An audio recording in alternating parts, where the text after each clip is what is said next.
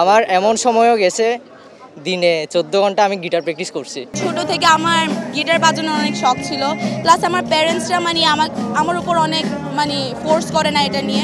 কয়েকজনের মা বাবা তো ফোর্স করে, কিন্তু আমার বাবা সাপোর্ট দিছে।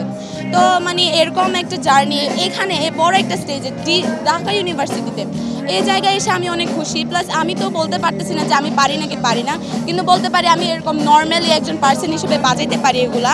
আমি কখনো ভাবি নাই যে আমি ঢাকায় এসে এভাবে প্রোগ্রাম করব। আমি পার্বত্য চট্টগ্রাম থেকে এসেছি, বান্দরবান থেকে। স্বপ্ন আছে হচ্ছে একটা ব্যান্ড খুলবো, ওইটার জন্য আমি অনেক প্র্যাকটিস করি।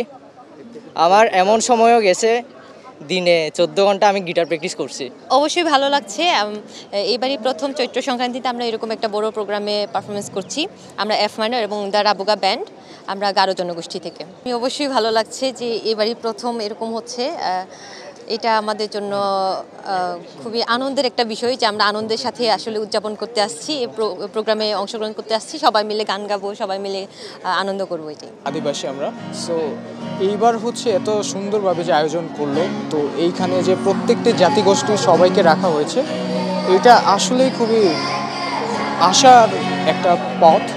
সো আমরা চাই প্রতি বছর এইভাবে আয়োজন করা হোক এবং সবাইকে সাপোর্ট করা হোক। আসলে আমি অনেক সৌভাগ্য মনে করছি নিজেকে, এত বড় স্টেজে এত বড় বড় সঙ্গীত শিল্পী বলি, যে যেই রকমের শিল্পী হোক তাদের সাথে তাদের সেম স্টেজে পারফর্ম করতে পেরে বান্দরবানের হয়ে গাচ্ছি, বান্দরবানকে রিপ্রেজেন্ট করছি, অনেক ভালো লাগছে।